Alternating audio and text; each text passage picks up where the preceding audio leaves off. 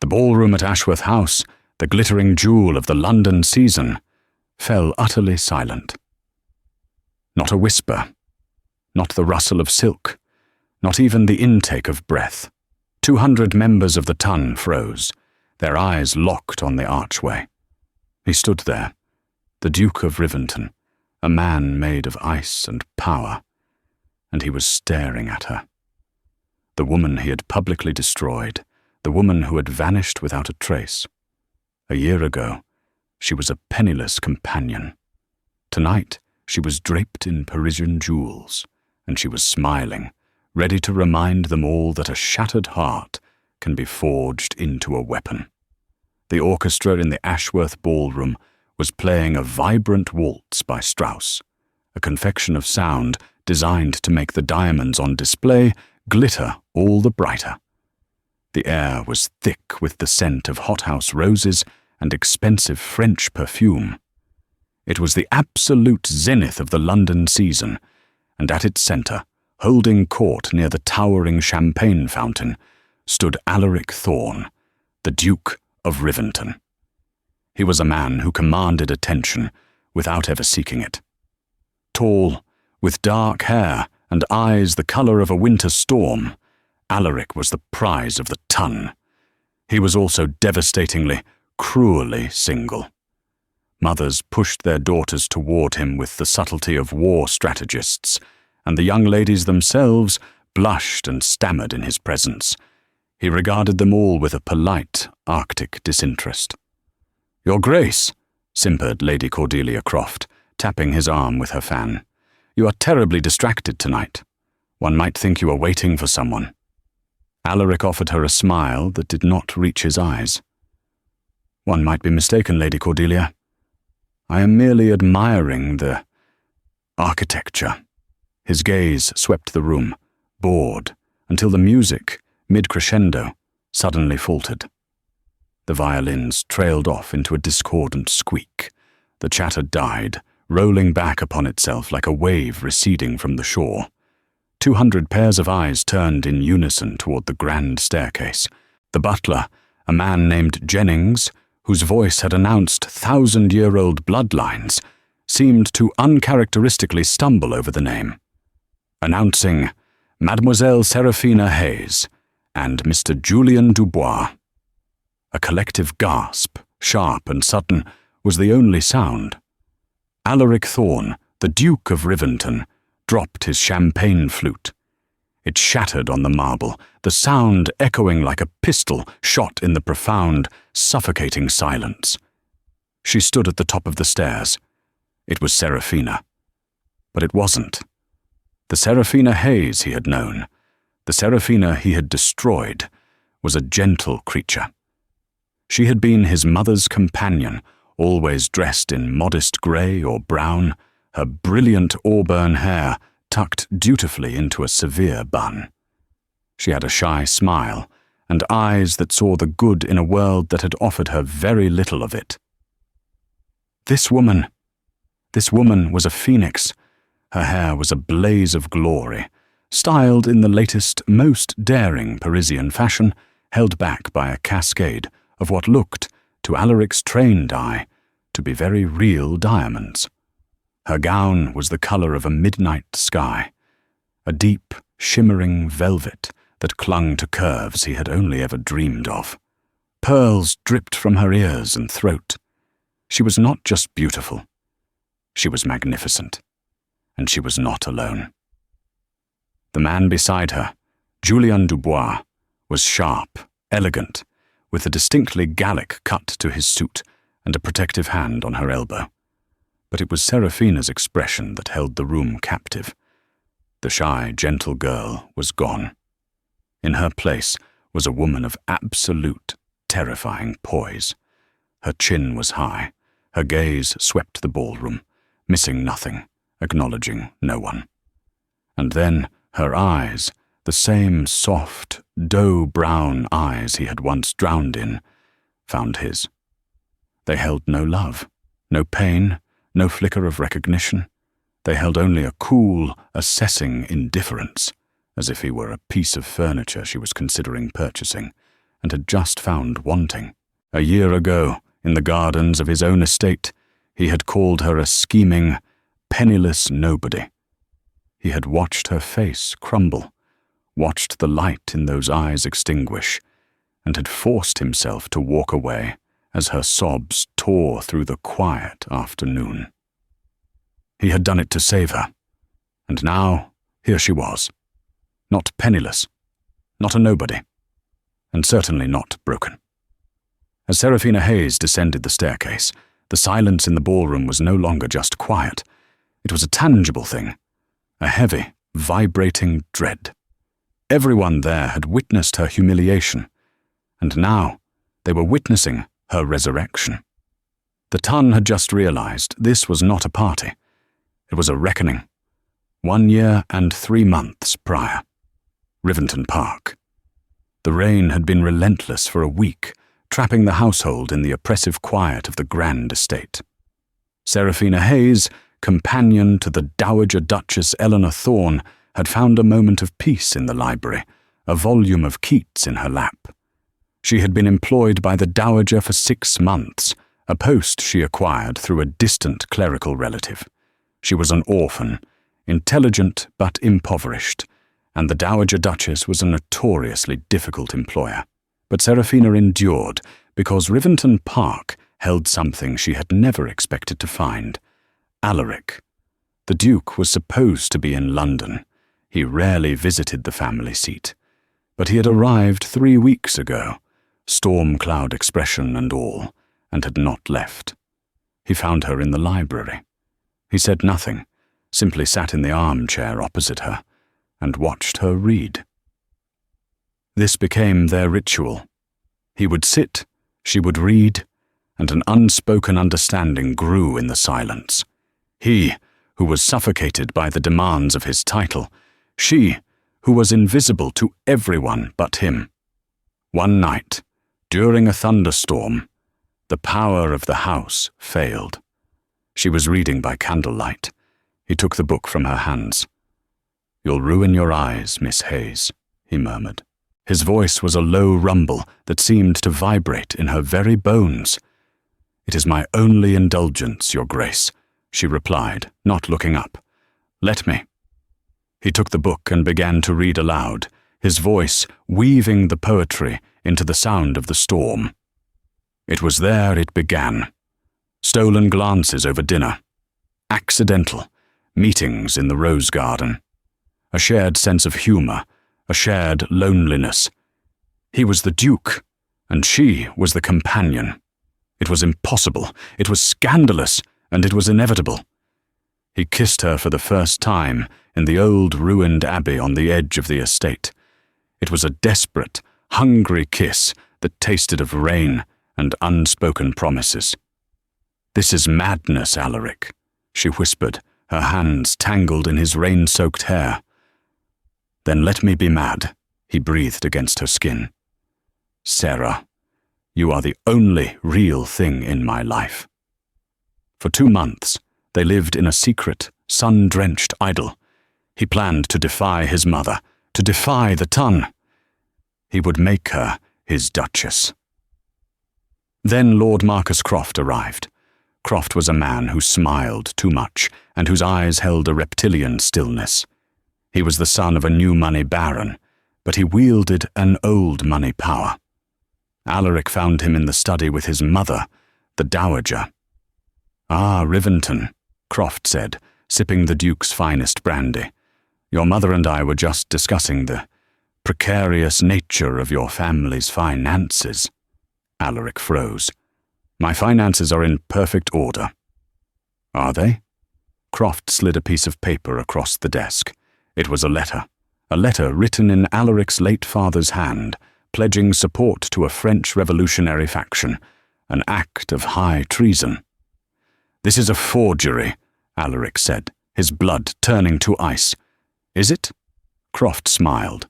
"It looks remarkably genuine as the gambling ledgers I have, detailing how your perfectly ordered finances are entirely dependent on my own. Your father, foolishly, signed the entire Riventon shipping line over to me as collateral. I own you, Thorn. Or rather, I will." The Dowager Duchess, Eleanor, was pale as death. "What do you want, Marcus?" "Simple. An alliance. My name is new. Yours is ancient. You need my money. I need your prestige. Alaric will marry my sister, Lady Cordelia." "Never!" Alaric spat. Croft's smile widened. He looked out the window, where he could just see Seraphina walking by the lake. "A pretty little companion you have. Miss Hayes, isn't it? Such a shame. If this treasonous letter were to find its way to the Home Secretary, the Crown would seize Riventon. All of it. You, your mother, your staff, they would all be homeless. And Miss Hayes, well, a woman with no protection, associated with a family of traitors? The world is not kind. I imagine she wouldn't last a week." The threat was clear. It wasn't just his family name. It was Seraphina's life. Croft would see her ruined, utterly and completely, just to prove he could. Alaric's choice was made in that sickening instant. He had to destroy his one chance at happiness to protect it. He had to sever the tie so completely, so brutally, that Croft would see Seraphina as worthless, no longer a point of leverage. He had to break her heart to save her. He found her in the garden an hour later. He was rehearsing the words, the cruel, calculated script. "Seraphina," he said. His voice was cold, a tone she had never heard. She turned, her face bright with a smile that died when she saw his expression. "Alaric, what is it?" "It is your grace, Miss Hayes, and it has come to my attention that you have been laboring under a delusion." What are you talking about?" "Did you truly believe," he said, forcing a cruel laugh, "that I, the Duke of Riventon, would ever seriously consider a person like you, a penniless, scheming opportunist? You were a diversion, Seraphina, a mild amusement while I was bored in the country." Her hand went to her throat. "No. Alaric, stop this. You will address me by my title. You will gather your things, and you will be gone from this house within the hour. My mother has already been informed of your presumptuous behavior. Your services are no longer required." "You don't mean this," she whispered, tears welling. "I know you. You don't mean this." He stepped closer, his face a mask of aristocratic disdain. "Do I not? Look at yourself. You have nothing. You are nothing. You are a toy, and I am done playing." He watched her shatter. It was the single most difficult act of his life. Her face, a mask of pure, unadulterated pain, would be burned into his memory forever. She didn't scream. She didn't cry out. She simply collapsed in on herself, a small, wounded sound escaping her. Then she straightened. With a dignity that shamed him to his core, she wiped her single tear, nodded once, and said, "As you wish, Your Grace." She walked away. He did not watch her go. He turned and marched back to the house, where he found Lord Croft on the terrace, smoking a cigar. "Well done, Duke," Croft sneered. "A most convincing performance." Alaric said nothing. He simply walked past him, into his study, and locked the door. The man who had entered that study an hour ago was gone. In his place was the cold, remote Duke of Riventon, a man trapped in a gilded cage, engaged to a woman he despised, and haunted by the ghost of the woman whose life he had just saved by ruining it. The ballroom was buzzing. The silence had shattered, replaced by a frantic, high-pitched wave of whispers. "Can it be her? Hayes? They say she's an heiress, the Dubois shipping fortune from Marseille. Impossible! She was a companion! Look at the Duke. He looks as if he's seen a ghost." Seraphina glided through the room, her hand resting lightly on the arm of Julien Dubois. She smiled, a small, polite, devastatingly empty smile at the faces that stared, mouths agape. These were the same people who had snubbed her, who had looked through her as if she were made of glass. Now they were desperate for a single glance. Lord Alistair Finch, a young and earnest viscount, rushed to her side. "Mademoiselle Hayes, what a triumphant return to London. You must allow me the first waltz." "Lord Finch," she said, her voice a low, smooth contralto, nothing like the breathless soprano he remembered. "You are too kind. I should be delighted." As Finch led her to the floor, she passed within 5 feet of Alaric. She did not look at him. She looked through him. It was a cut so precise, so deep, it left him breathless. Alaric stood frozen, the broken glass of his flute at his feet. His mother, the Dowager Duchess Eleanor, seized his arm. "Alaric, compose yourself," she hissed, her face pale with fury. "What is the meaning of this? How dare that girl show her face here?" "She was announced," Alaric said, his voice numb. "She is an heiress." "Nonsense," Eleanor snapped. "It's a trick, a vulgar, theatrical. Oh, heavens! Marcus is here." Lord Marcus Croft was moving through the crowd towards them, his eyes fixed on Seraphina as she waltzed with Lord Finch. His usual sneer was gone, replaced by a look of hungry calculation. "Riventon, your mother," Croft said, his eyes never leaving the dance floor. "It seems your cast-off has landed on her feet, and what very expensive feet they are. The Dubois fortune is considerable, almost as considerable as my own." Alaric felt a cold dread mix with the fiery sickness in his stomach. He had broken Seraphina's heart to get her out of Croft's orbit.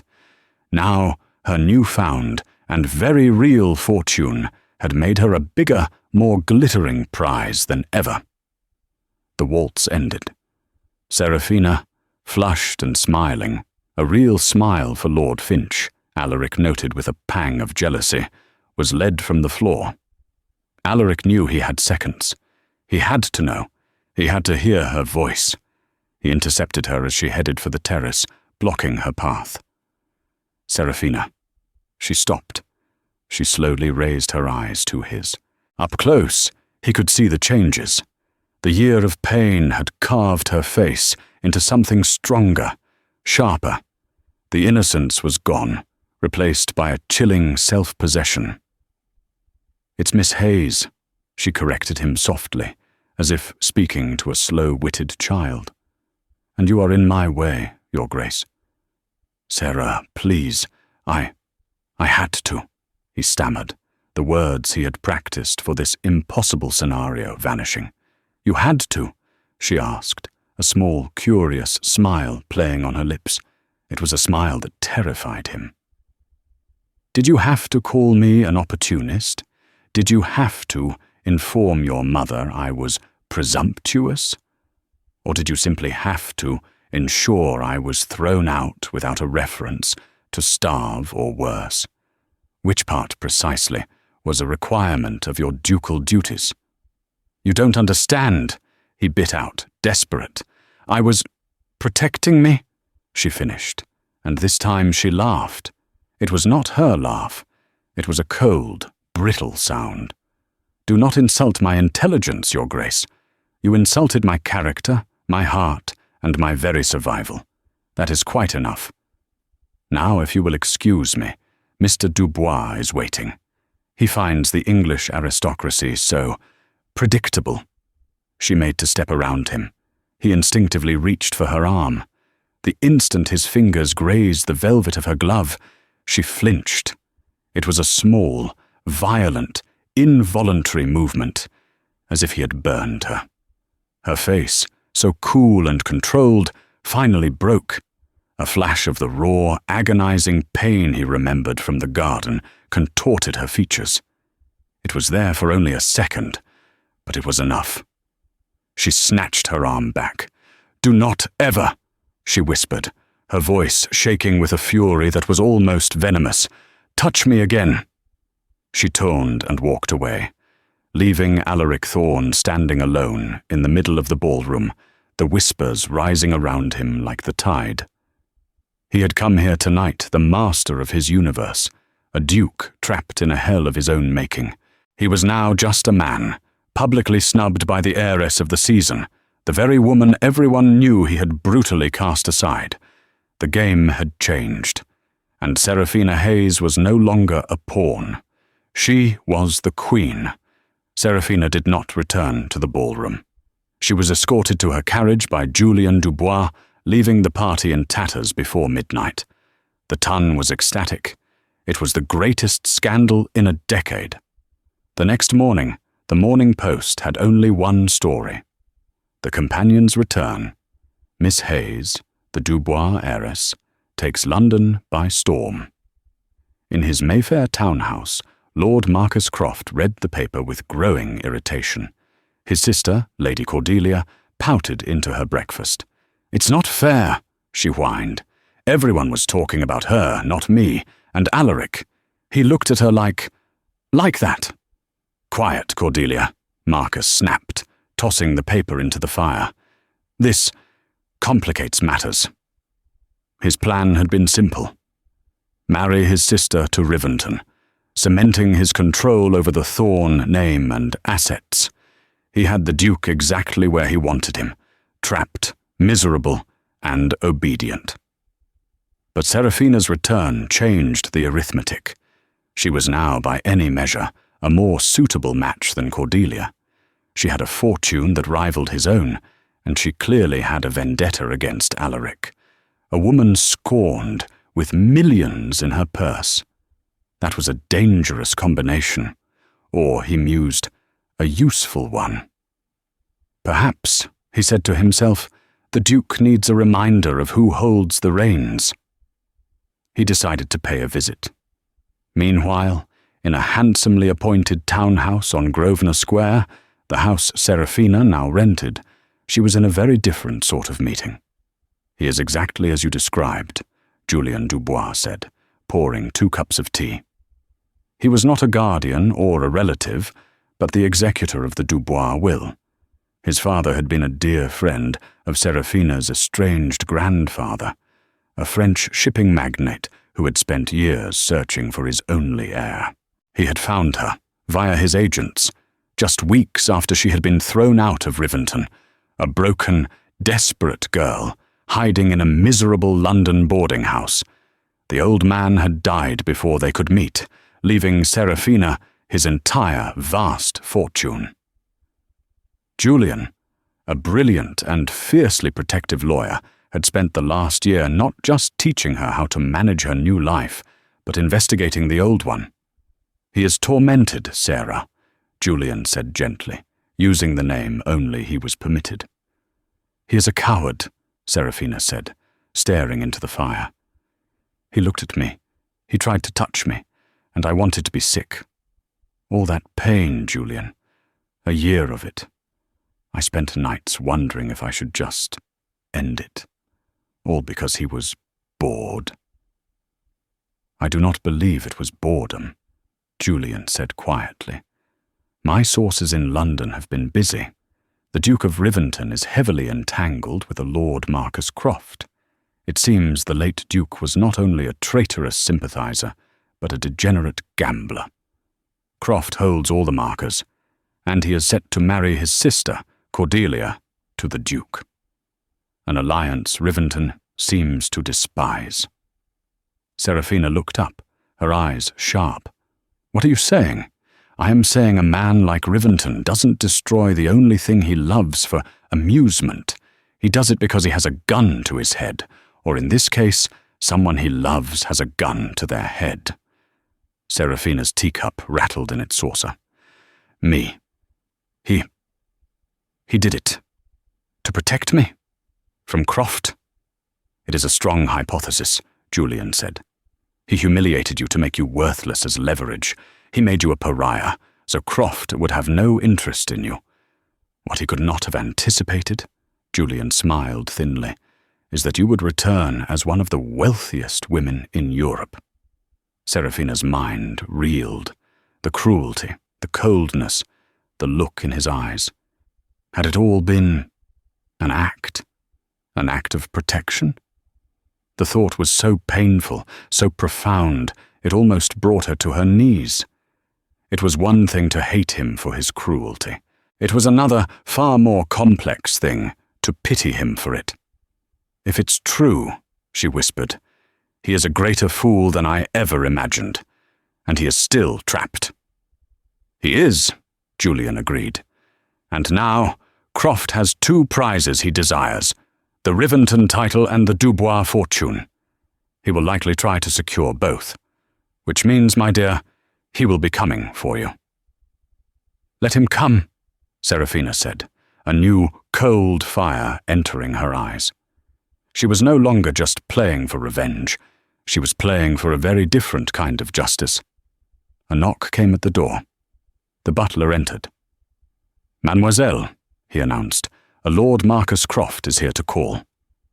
Seraphina and Julian shared a look.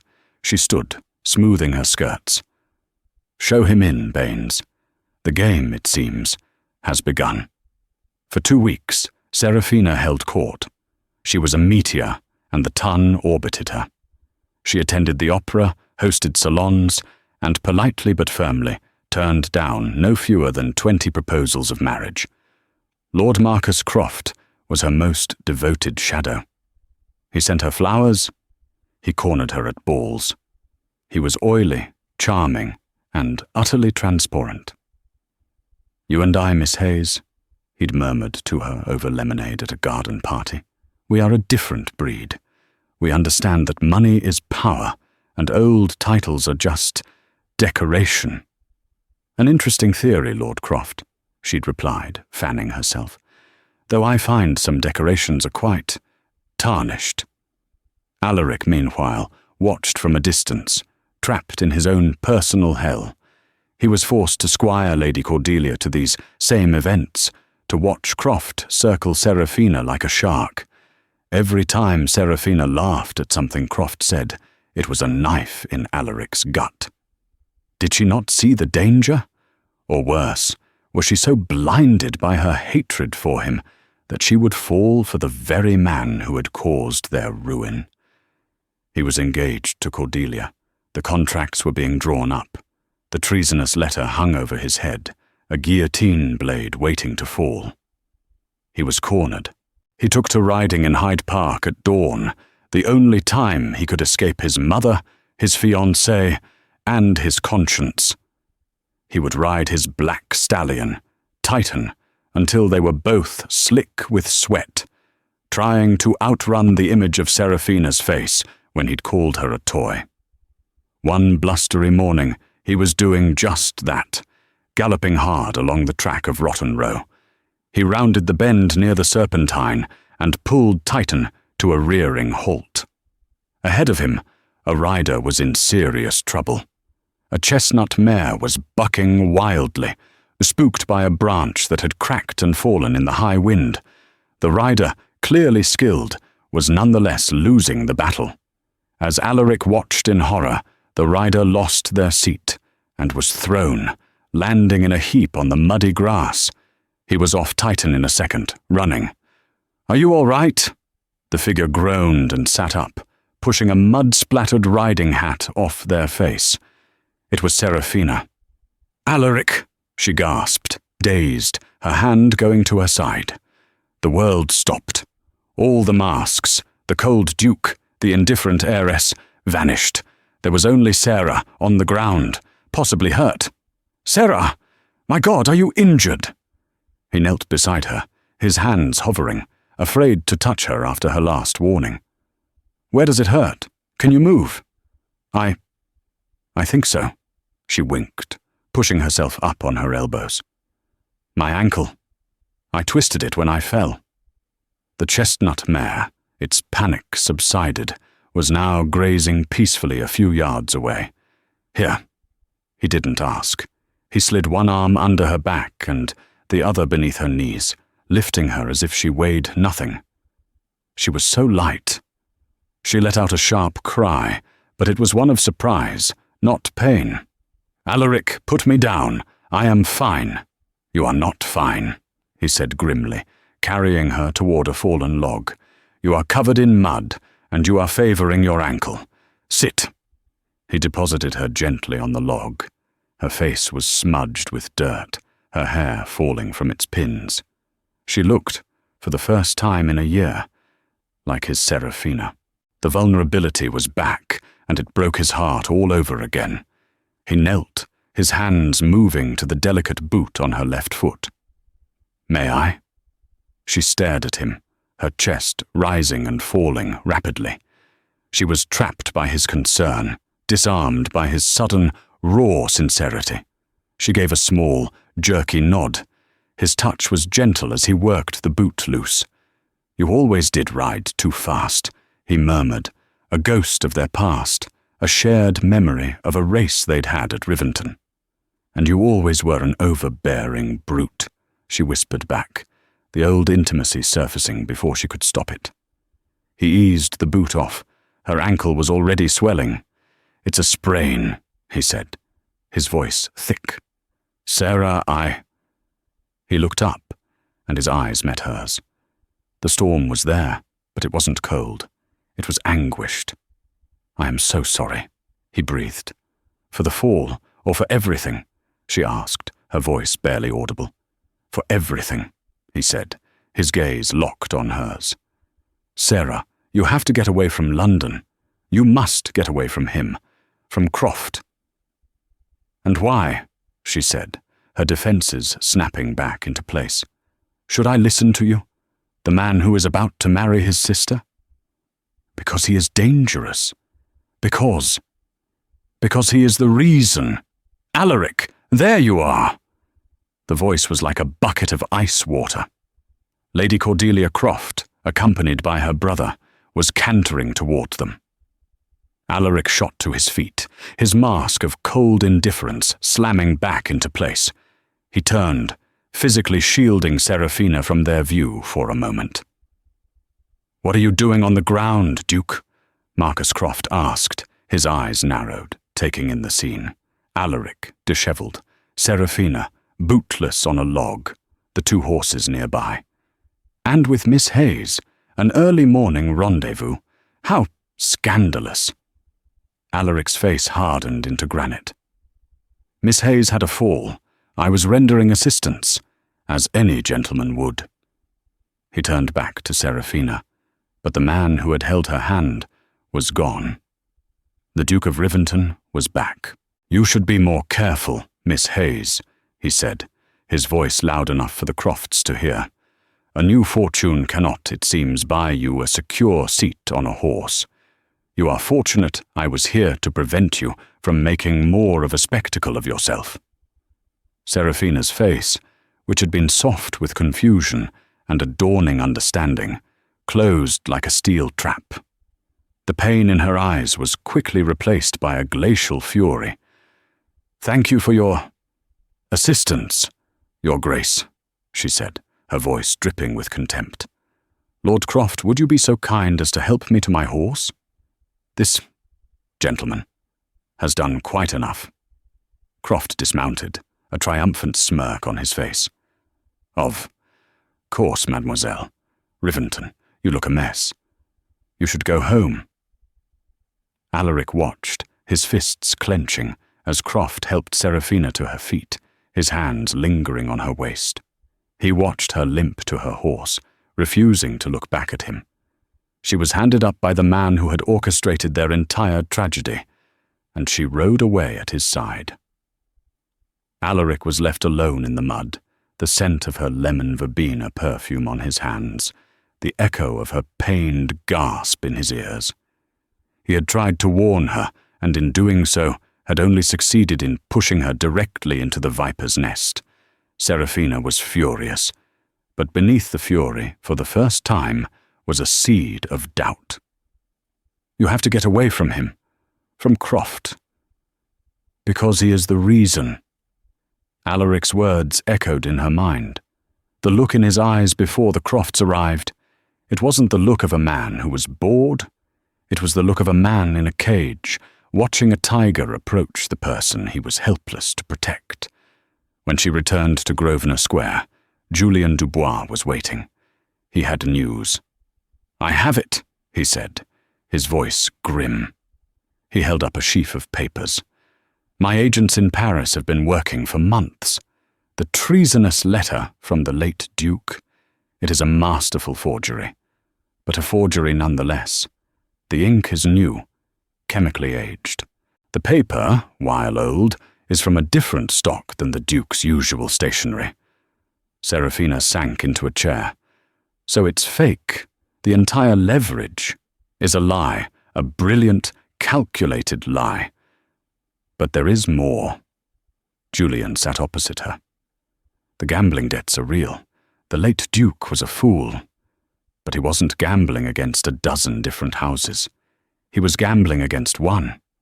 A single entity, owned and operated through a series of shell companies, all leading back to one man, Marcus Croft.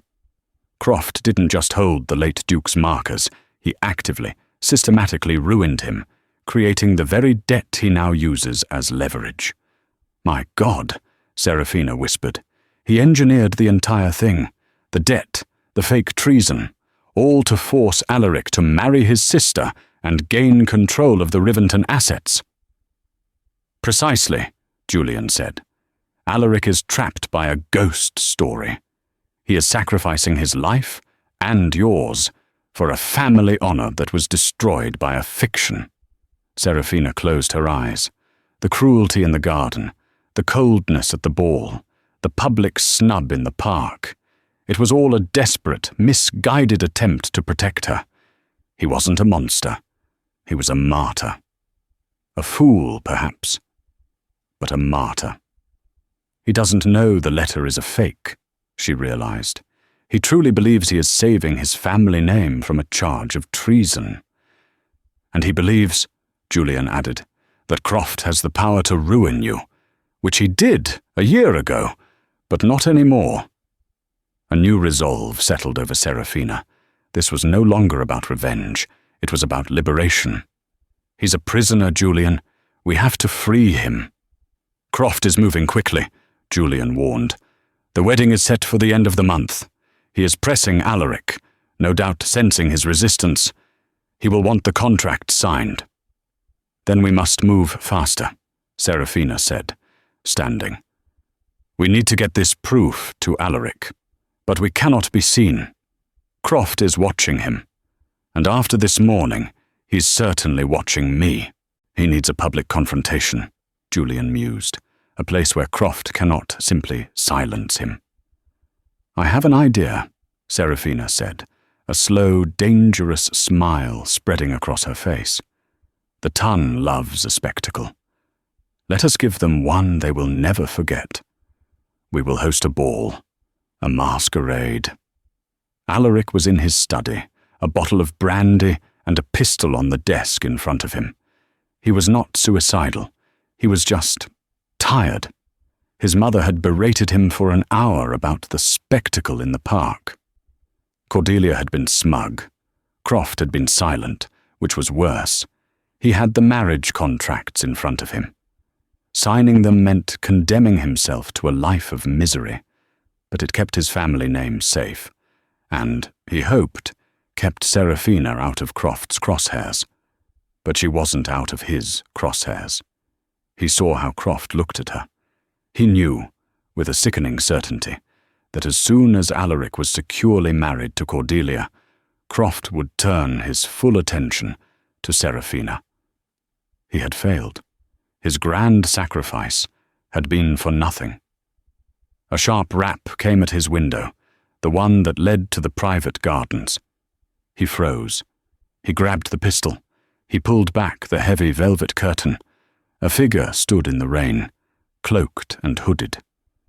"Your Grace," a voice said. "Julian Dubois." Alaric opened the window. "What is the meaning of this? Are you mad?" "On the contrary, Duke, I am perhaps the sanest man in London," Dubois said, stepping inside, dripping water onto the Aubusson carpet. "And I am here to stop you from making the biggest mistake of your life.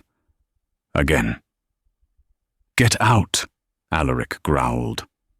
"Not before you read this."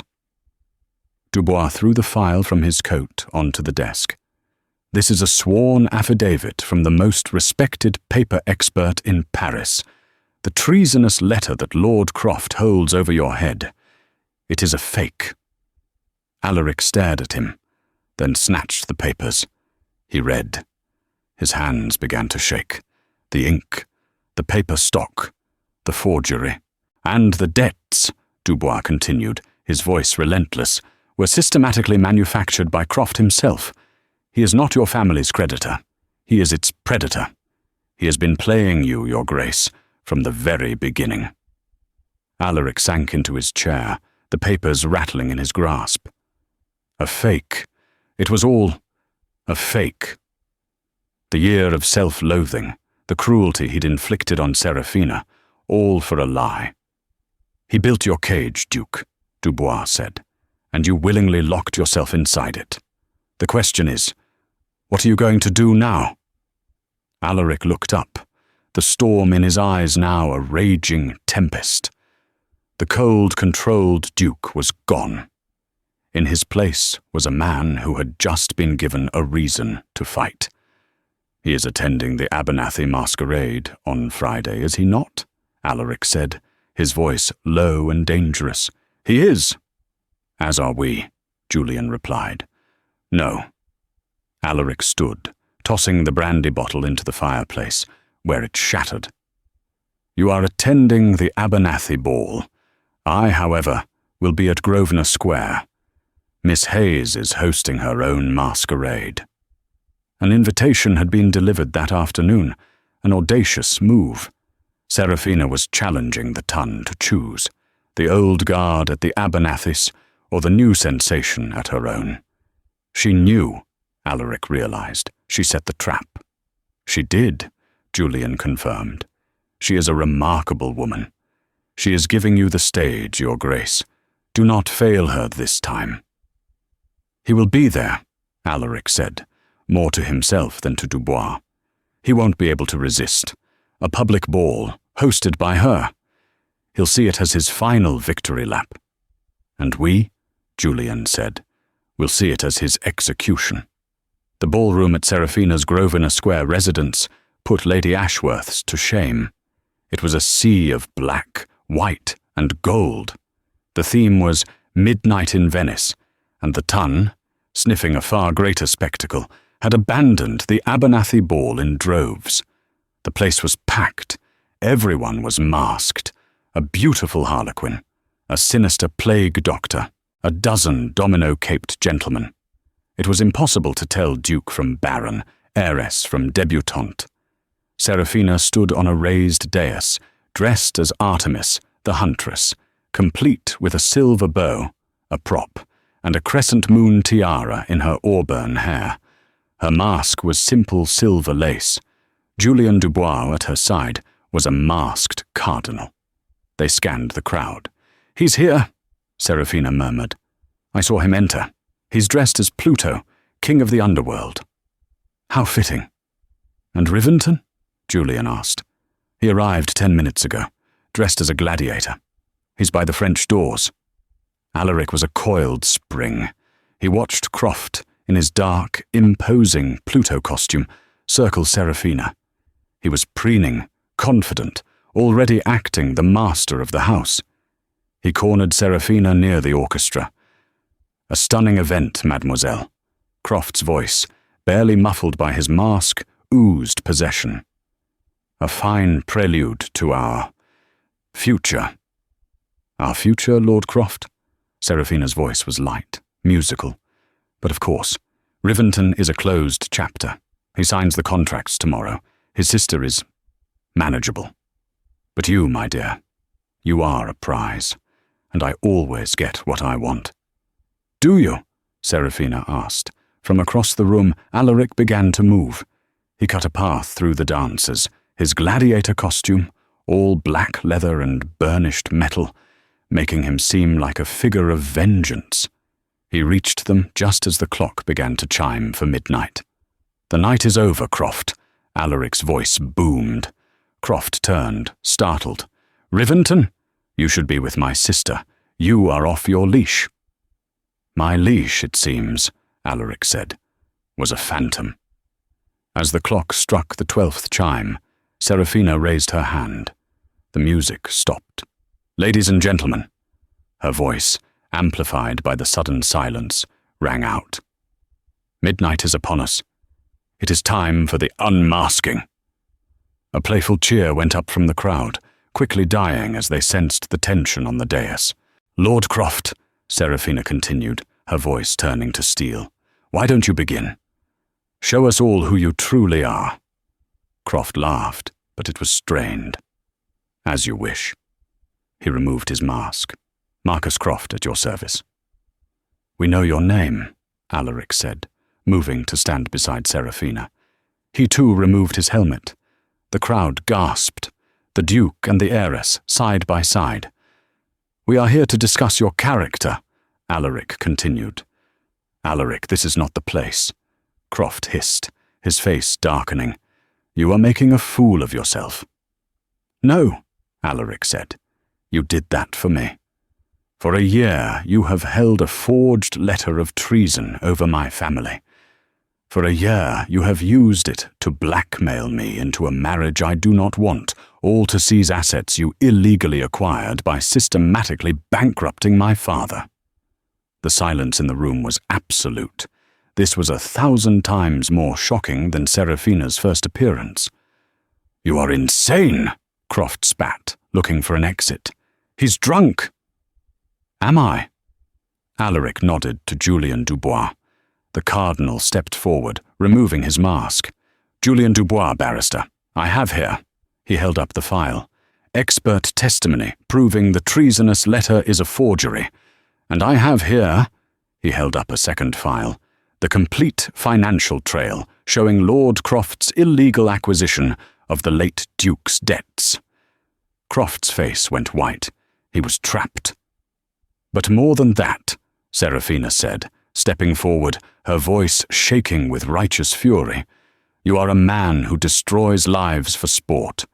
A year ago, to control this man," she gestured to Alaric, "you threatened to destroy me. You forced him to break my heart, to cast me out, to leave me for dead. You used my life as a bargaining chip." The Tun was paralyzed, horrified and enthralled. "You took everything from me," Seraphina said. "You took my home. You took my dignity. You took the man I loved." "Sarah," Alaric breathed, his heart breaking. "This is libel. Slander," Croft roared. "I will have you all in Newgate." "No, I think not," Julian said. As if on cue, 2 large, unmasked men in plain, heavy coats pushed through the crowd. "Officers from Bow Street," Julian announced. "They have a warrant for your arrest, Lord Croft, for fraud, forgery, and extortion." Croft stared at the officers, then at Alaric, then at Seraphina.